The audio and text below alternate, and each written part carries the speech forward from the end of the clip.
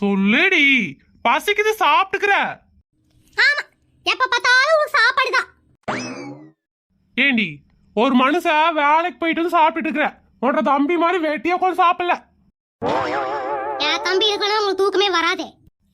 சரி சரி, விஷயத்த சொல்லு, என்ன? கேளுங்க மாமா, சனிக்கிழமை உங்க அண்ணன் மூணு கல்யாணம் வருதுல, புடவை எடுக்கணும். எப்ப போலாம்? அட கேட்டே இருக்கிற சாப்பாடு பார்த்துட்டு இருக்கீங்க. ஏண்டி, அவங்க கல்யாணத்துக்கு புடவையில எடுத்துப்பாங்கடி, இனிமே எடுக்காம இருப்பாங்க. ஐயோ மாமா, கல்யாண பொண்ணுக்கு புடவை எடுக்கிறத பத்தி பேசல, எனக்கு புடவை எடுக்கணுமே அத பத்தி பேசிட்டு இருக்கேன். என்னது, உனக்கு புடவை எடுக்க போறியா?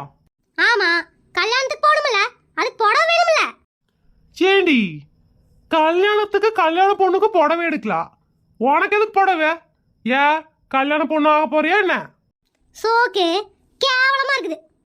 ஏனுங்க மாமா, கல்யாணத்துக்கு போறோம், 4 பேர் வாக்குற மாதிரி பழுத்துன்னு புடவை கட்ட வேண்டாமா? நகை நட்டு போட வேணாமா? உங்களுக்கு தான் கௌரவமா இருக்கும், அதுக்கு தான் சொல்றேன். ஆ, எனக்கு கௌரவமா இருக்குமா? ஏண்டி, நீ புடவை கட்டினா எனக்கு எப்படி கௌரவம் வரும்?